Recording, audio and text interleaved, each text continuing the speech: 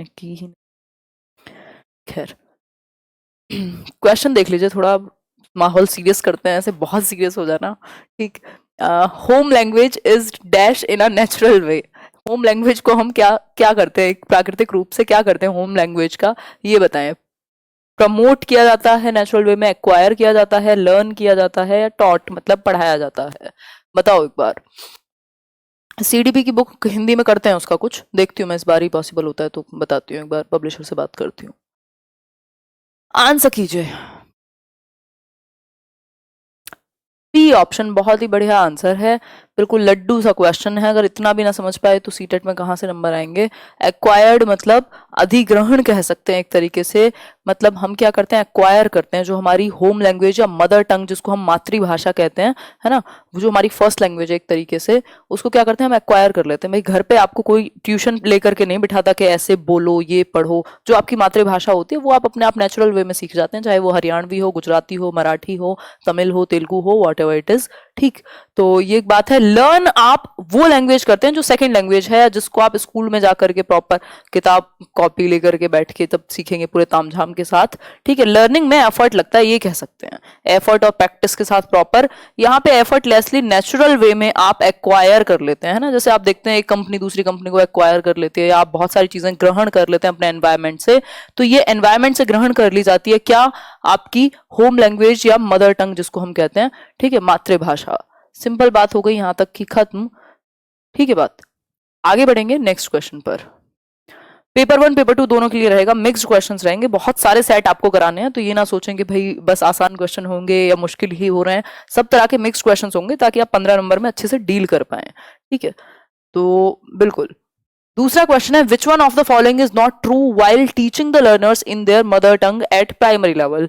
मतलब जब आप प्राथमिक स्तर पर 11 साल तक के बच्चे को जब आप क्या पढ़ा रहे हैं, एक कुछ कुछ काम करा रहे हैं, आप teaching the learners in their mother tongue, उनकी मातृभाषा में पढ़ा रहे हैं। भाई हमें ऐसा रिकमेंड करता है ना एनसीएफबी कि आप मदर टंग यानी कि मातृभाषा में इंस्ट्रक्शन दीजिए बच्चे को, यानी उसकी मदर टंग में पढ़ाइए जब वो स्कूल आए प्राइमरी लेवल पर एटलीस्ट।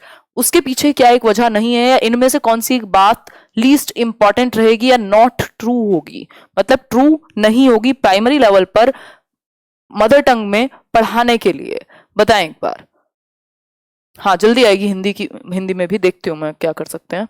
फर्स्ट है, it helps children in learning a natural environment. भाई ये बच्चे को एक प्राकृतिक एनवायरनमेंट में सीखने के लिए मौका देती है, बात तो ठीक है। It develops self confidence in the child. बच्चे में सेल्फ कॉन्फिडेंस डेवलप होगा जब वो, कॉन्फिडेंस है क्या, बेसिकली कॉन्फिडेंस कह लीजिए या जो भी आप बोलते हैं, कॉन्फिडेंस क्या है आपका, क्या कहें, वर्ड में दिमाग से निकल गया, मतलब फैमिलियरिटी से आता है। जब आप फैमिलियर फील करते हैं ना किसी चीज से, मतलब जुड़ा हुआ फील करते हैं, कंफर्टेबल फील करते हैं कहीं ना कहीं प्रैक्टिस के थ्रू हो या किसी भी वजह से, तो बिल्कुल जिस चीज में वो पहले से क्या है नेचुरल वे में डेवलप होगा बच्चा मातृभाषा को लेकर, तो उसे उसमें जब सीखेगा तो कॉन्फिडेंट भी फील करेगा। फिर है, इट मेक्स लर्निंग ईजी। कह सकते हैं भाई उसके लिए तो आसान बन जाएगी लर्निंग जो है, क्योंकि उसकी भाषा के बिना हम सीख नहीं पा रहे ना, कई बार भाषा का अपना बहुत बड़ा रोल है सीखने में। ठीक है, तो इस हिसाब से जो ऑप्शन है वो डी ही बचा फिर हमारे पास। अब ऐसा थोड़ा ना कि 3 ऑप्शन नहीं है तो फोर्थ भी नहीं होगा, या फोर्थ भी जाकर के चेक करेंगे हम, है ना। तो it is helpful in the intellectual development of the child. बात ठीक है, जो मेन उद्देश्य है मातृभाषा में पढ़ाने का वो ये नहीं है कि इंटेलेक्चुअल डेवलपमेंट यानी उसके बौद्धिक विकास में सहायता होगी। बौद्धिक विकास में सहायता के लिए बहुत सारी एक्टिविटीज होती हैं, लैंग्वेज भी रोल प्ले करती है, बल्कि मल्टीपल जो लैंग्वेज हैं वो ज्यादा अच्छा रोल प्ले करती हैं। जो 2 से ज्यादा भाषाएं बोलने वाले या सीखने वाले बच्चों का इंटेलेक्चुअल डेवलपमेंट ज्यादा बेहतर डेवलप होता है। तो ऐसा नहीं है कि सिर्फ मदर टंग में पढ़ाओगे तभी इंटेलेक्चुअल डेवलपमेंट होगा।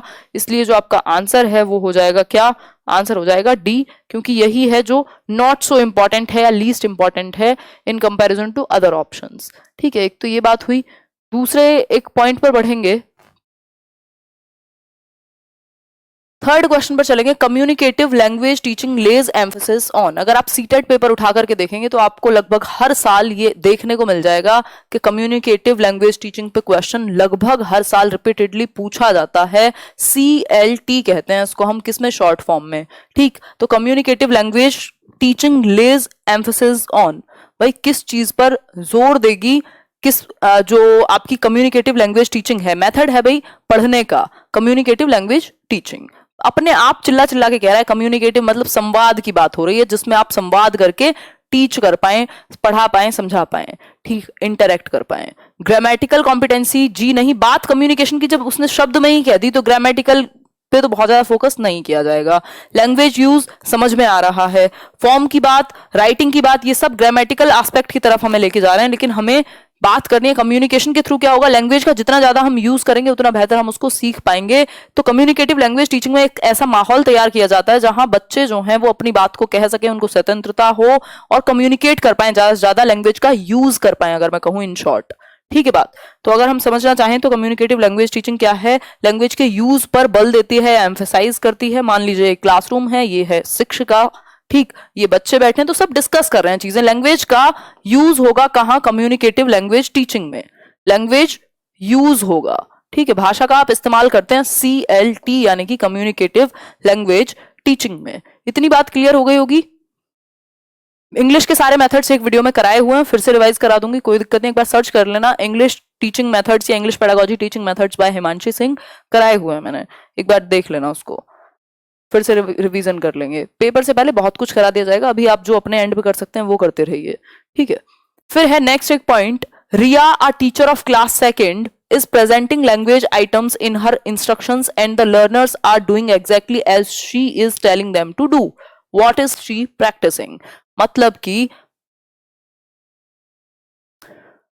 मतलब रिया क्या है, कक्षा 2 की शिक्षिका है, क्लास सेकंड की क्या है, टीचर है, जो प्रेजेंट कर रही है कुछ लैंग्वेज के आइटम्स को, है ना, और बच्चों को इंस्ट्रक्शन दे रही है कुछ फिजिकल एक्शंस करते हुए, और बच्चे वही कर रहे हैं एग्जैक्टली जो टीचर ने कहा है उनको करने के लिए, है ना। जैसे बोलते हैं भाई ट्विंकल ट्विंकल लिटिल स्टार, या फिर वो कुछ भी बोले, कुछ भी जो भी वो इंस्ट्रक्ट कर रही है तो वो खुद भी एक्शन कर रही है साथ में।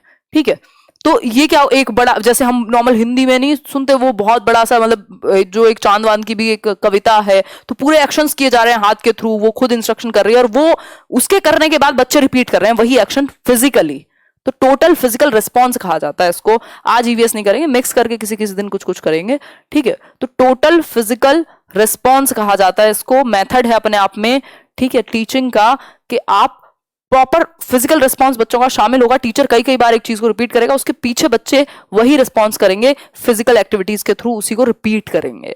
ठीक है, देखा भी होगा आपने बचपन में कहूं या छोटी क्लासेस में तो स्पेशली पूरा पढ़ाया जाता है भाई मछली जल की रानी है ये वो, तो वो वैसे ही एक्शन रिपीट करते हैं पीछे। ठीक, आगे बढ़ेंगे नेक्स्ट मेथड पर। डायरेक्ट मेथड में होता क्या है कि जो आपकी टारगेट लैंग्वेज है, यानी आप इंग्लिश पढ़ा रहे हैं तो सिर्फ इंग्लिश का यूज करेंगे, दूसरी भाषा को आप ट्रांसलेट नहीं करते। ठीक है, ऑडियो लिंगुअल मेथड में भाई ऑडियो और लैंग्वेज पर जो पकड़ है ऑडियो के थ्रू उस पर फोकस किया जाएगा। कम्युनिकेटिव लैंग्वेज मेथड पर हमने अभी बात की लैंग्वेज का यूज करके। ठीक है, तो ये एक बात है। हाँ बिल्कुल, जीवन कौशल पढ़ेंगे राहुल गंगवार, जो जिस कोर्स में जो सिलेबस है वही करेंगे, सुपर टेट में है तो वहां कराया जाएगा। क्वेश्चन नंबर 5 है, while teaching language to learners a teacher should teach. मतलब कि जब आप लैंग्वेज पढ़ा रहे हैं, आप लैंग्वेज के क्या हैं, शिक्षक हैं, शिक्षिका हैं, फिजिकल एक्टिविटी भी कह सकते हैं, बिल्कुल, जो लैंग्वेज की क्या है, शिक्षिका हैं या शिक्षक हैं, तो आपको कैसे पढ़ाना चाहिए।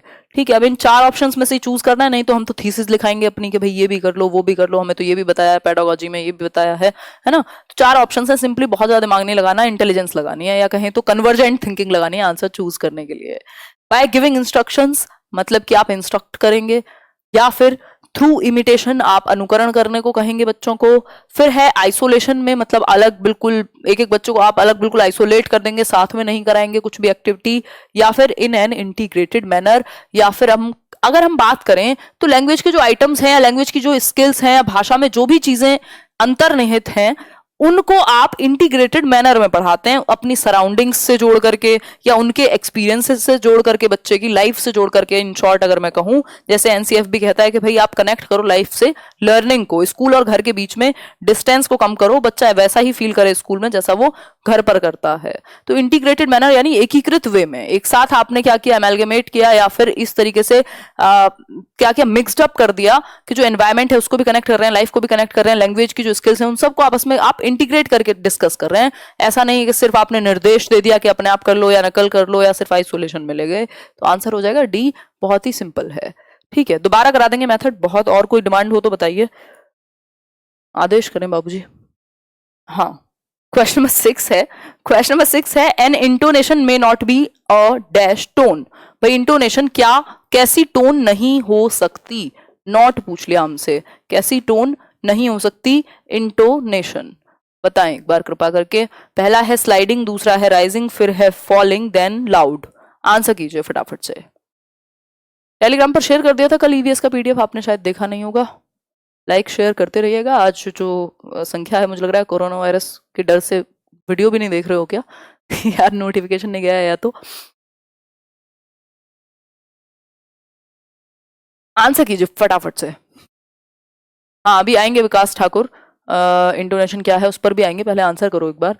बहुत बढ़िया बहुत बढ़िया। Intonation may not be loud, ठीक। इंटोनेशन में हम जनरली तीन चीजों को फॉलो करते हैं, तीन प्रकार को फॉलो करते हैं। एक है राइजिंग, दूसरा है फॉलिंग, तीसरा होता है राइजिंग एंड फॉलिंग, जिसको स्लाइडिंग कह सकते हैं, ठीक। अब इसमें एक चीज समझने वाली है, इंटोनेशन क्या है, आपकी जो पिच है ना, जो साउंड की आपकी पिच है, जो आप बोलते हैं उसमें जो वेरिएशन है, ऊपर उतार चढ़ाव जो है, ठीक है, ये जो उतार और चढ़ाव, बोलते हुए भी जो उतार चढ़ाव आया है ना, दैट इज इंटोनेशन, ठीक है। तो पिच का वेरिएशन, जो अंतर हमारा पिच में बोलते हुए आता है साउंड में, जिसकी वजह से शायद हम एक्सप्रेशन समझ पाते हैं, नहीं तो खाली वर्ड्स हो जाएंगे अगर उनमें उनकी जो टोन है या जो एक पिच है उसमें वेरिएशन नहीं होगा, तो आपको पता नहीं लग पाएगा कि सामने वाला कन्वे क्या करना चाहता है। अब आपको कोई आई लव यू कहे और वो बहुत ही गुस्से में कहे, तो मतलब वो ऐसा हो जाएगा कि मतलब ऐसा लगेगा सिर्फ वर्ड्स लिख दिए हों, ठीक है। या आई हेट यू कहे और बहुत ही मतलब ऐसे प्यार से कहे, तो वो क्या कन्वे कुछ और करेगा। तो जो वो टोन है, वो जो पिच है, वो जो वेरिएशन है, कहाँ उतार चढ़ाव है आवाज में, वो मैटर करता है,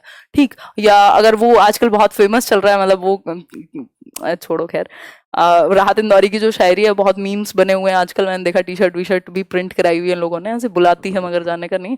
तो वो उनकी तो बहुत सारी शायरी में ही राहत इंदौरी की क्या है, इतना ज्यादा पिच का वेरिएशन है, इतना ज्यादा इंटोनेशन है, आपके गानों में होता है, मेलोडीज में, इन सब में हर जगह पे आपको इंटोनेशन दिखाई देगा भाषा में, ठीक है। तो ये राइजिंग हो सकता है मतलब उठता हुआ, फॉलिंग हो सकता है, राइजिंग एंड फॉलिंग मतलब स्लाइडिंग हो सकता है। तो इसलिए आंसर जो होगा वो डी होगा। बहुत बढ़िया जस्मीन, ठीक है। अब इसको आगे बढ़ेंगे, ये देखो आगे बढ़ेंगे,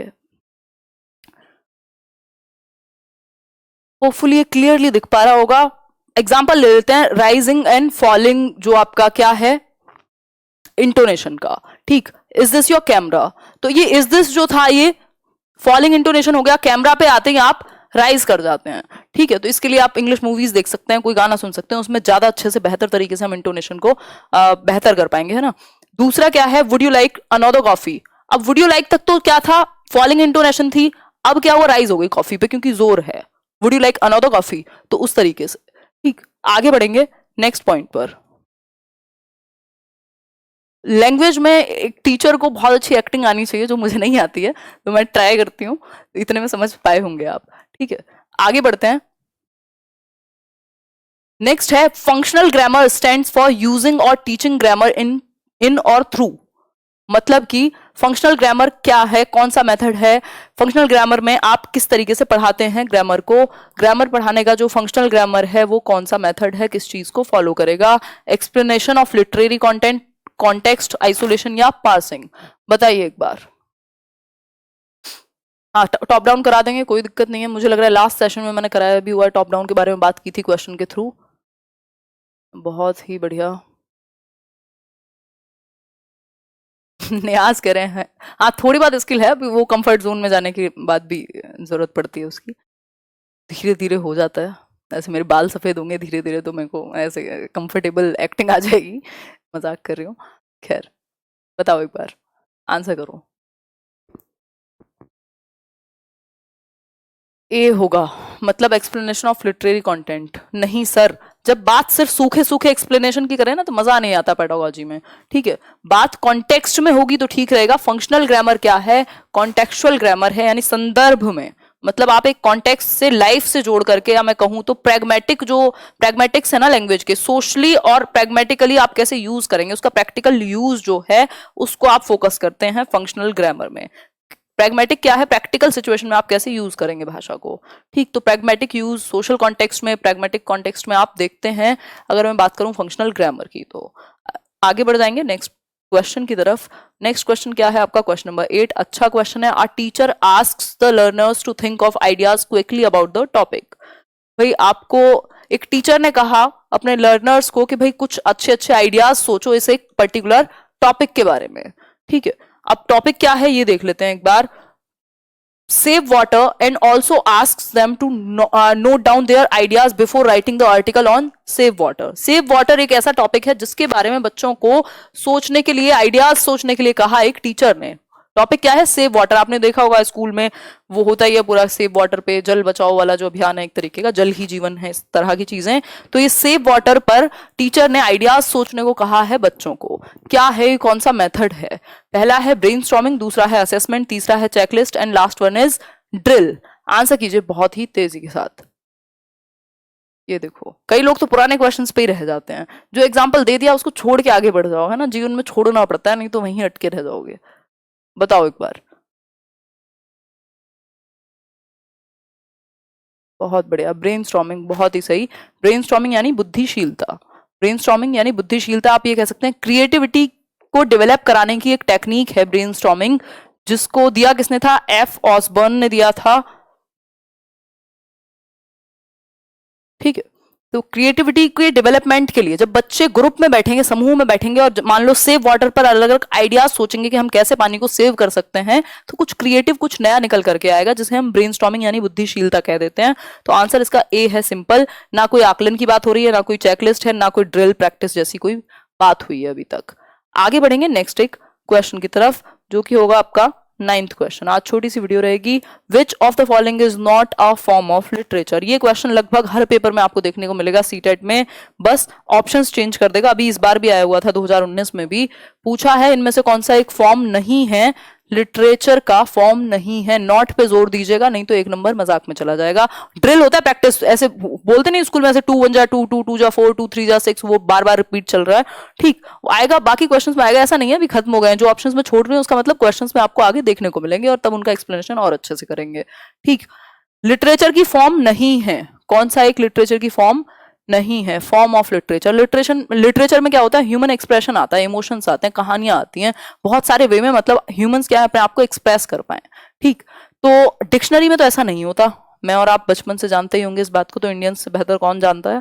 ठीक, हम मीनिंग देखते हैं बचपन से ही और बहुत सारी चीजें आजकल फोन में यूज करते हैं। ठीक है, तो डिक्शनरी क्या है? डिक्शनरी में शब्दार्थ होते हैं, शब्द और उनका अर्थ। कुछ फीलिंग थोड़ा ना होती है, कुछ एक इमोशन थोड़ा ना होता है, कुछ एक स्टोरी थोड़ा ना होती है, कुछ एक एक्सप्रेशन थोड़ा ना होता है। ठीक, तो इसलिए इसको कंसिडर नहीं करते लिटरेचर की फॉर्म हम डिक्शनरी को। थिजोरस भी कई बार आपको दे देगा इसके ऑप्शन में, तब भी बात वही रहेगी। ठीक, वन एक्ट प्ले है जो एकांकी नहीं होती, जिसमें वन एक्ट प्ले, एक ही एक्ट का प्ले होगा। आपने बचपन में जरूर कहीं ना कहीं पढ़ा होगा। मेमोयर जो याद में लिखा जाए किसी की, ट्रैवलॉग जो यात्रा के बारे में एक विवरण हो, तो ये सब लिटरेचर की फॉर्म है। लेकिन डिक्शनरी जो है या थिजोरस जो है वो लिटरेचर की फॉर्म नहीं है। बहुत बढ़िया सत्येंद्र सिंह जी, धन्यवाद, आपको सेशन पसंद आता है। क्वेश्चन नंबर 10 है, असेसमेंट इज। आकलन क्या है? आकलन क्या है? अब जो लोग सीडीपी पढ़ते हैं उन्हें समझ में आ रहा होगा कि चीजें काफी सारी हैं जो कॉमन होती हैं 15 नंबर में से, जो सीडीपी में भी आपको हेल्प मिलेंगी। ठीक है,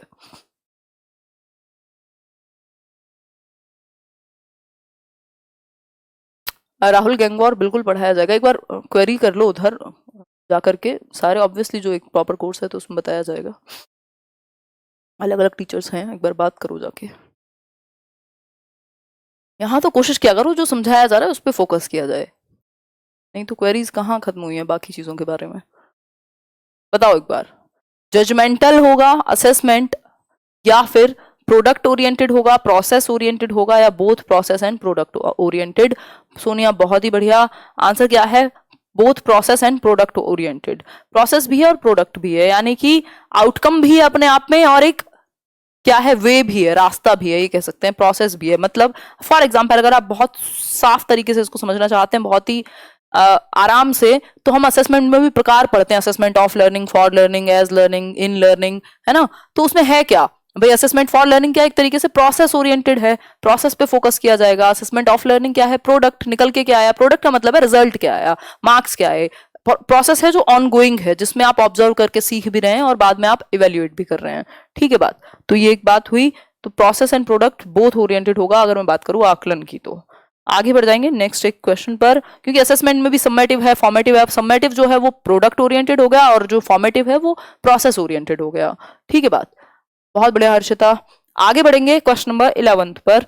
which of the following is not formative assessment. अभी हमने बात की थी FA और SA, आपने सुना होगा, जो मेरी उम्र के लोग हैं शायद उन्होंने दिया भी होगा FA और SA।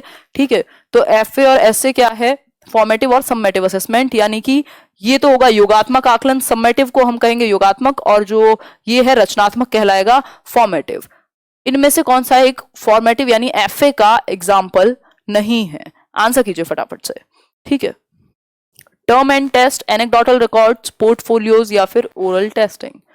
बहुत ही बढ़िया अनुराधा, सोनम, सही है आंसर, बहुत बढ़िया आंसर कर रहे हैं आप लोग। आंसर कीजिएगा फटाफट से। Term and assessment. Term and assessment क्या है, जैसे आपका होता है ना हाफ ईयरली या ईयरली एग्जाम्स, एनुअल जिसको हम कहते हैं, ये सब समेटिव असेसमेंट का पार्ट है, जिसमें प्रोडक्ट की बात की जाएगी, कितना आपने अचीव किया उसकी बात की जाएगी, ना कि आपकी प्रोसेस की, या फिर मैं कहूं तो फीडबैक के लिए नहीं होते ये आपको बेसिकली प्रोडक्ट या फिर रिजल्ट देते हैं, आउटकम देते हैं, आउटकम के लिए होते हैं अगर मैं कहूं तो आसान भाषा में। ठीक है, रिजल्ट क्या आया इस पे फोकस किया जाएगा यहाँ। तो ये एक बात है। एनेक्डोटल रिकॉर्ड्स जो हैं, इसमें पूरी व्यथा लिखी जाती है, छोटे छोटे आपके जो भी एनेक्डोट्स होते हैं, जो भी स्पेसिफिक किसी एक दिन में बच्चे ने किया, और कुछ अगर स्पेसिफिक किया, कुछ अलग हुआ है, कुछ अचीवमेंट है, जितनी भी चीजें वो सबको मेन पॉइंट्स में नोट किया जाता है, बहुत ज्यादा कहानी बना करके नहीं, एनेक्डोट्स होते हैं छोटे छोटे। तो ये क्या है, ये आपको फीडबैक देगा, यानी कि फॉर्मेटिव असेसमेंट का पार्ट हुआ। पोर्टफोलियोज क्या है, आपको पूरी आपका रचनात्मक आकलन करते हैं, आपके सारे एस्पेक्ट्स को देखते हैं, सिर्फ पेंसिल और पेपर को नहीं। ठीक, ओरल टेस्टिंग में भी क्या है, आपकी जो स्किल है उसको ऑब्जर्व किया जाएगा, ना कि नंबर पे फोकस किया जाएगा। तो जो आंसर है वो टर्म एंड टेस्ट होगा, जो एसए का पार्ट है, FA का नहीं। ठीक, चाहे वो हाफ ईयरली एग्जाम्स हो, एनुअल हो, है ना। A teacher asks the students to assess their classmates during a debate competition in the class. मतलब कि एक टीचर ने जो बच्चे हैं उनके students to assess their classmates, जो बच्चे हैं उन्हीं को क्या कहा कि भाई अपने साथियों को असेस करो, आकलन करो उनका कि कैसा पॉइंट किसका है, यानी डिबेट कैसी कर रहे हैं वो। ठीक है, तो ये जो डिबेट है या बहस है, जो भी आप कहना चाहें, ये जो कंपटीशन है, इसमें बच्चे ही एक दूसरे का आकलन कर रहे हैं, कहीं ना कहीं पीयर्स ही आकलन कर रहे हैं। ये जो मेथड है असेसमेंट का, ये क्या कहलाएगा? आंसर बताइए। पहला है इंडिविजुअल असेसमेंट, दूसरा है पीयर असेसमेंट, फिर है सेल्फ असेसमेंट या ग्रुप असेसमेंट। सेल्फ तो जब होता है जब बच्चा स्वयं खुद का आकलन करता, लेकिन यहां बात हो रही है दूसरे आपस में जो क्लासमेट्स हैं उनको कहा गया है कि एक दूसरे का आकलन करो। ग्रुप असेसमेंट जैसा कुछ हम पढ़ते नहीं है, हम पढ़ते हैं पीयर असेसमेंट।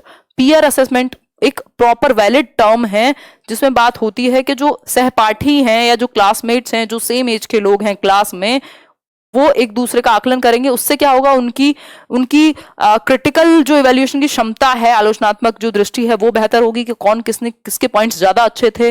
दूसरा, उनकी मेटा कॉग्निटिव स्किल्स बेहतर होती हैं, यानी कि वो ऑब्जर्व बहुत अच्छा कर पाएंगे, वो देख पाएंगे कॉग्निटिवली कि कौन कहाँ तक बेहतर सोच सकता है, तो उनके अंदर बहुत सारी स्किल्स डेवलप होती हैं। ठीक, तो पीयर असेसमेंट इसका सिंपल आंसर होगा। और आज का जो सेशन था वो यहीं तक था, सिर्फ 12 क्वेश्चन हमें डिस्कस करने थे।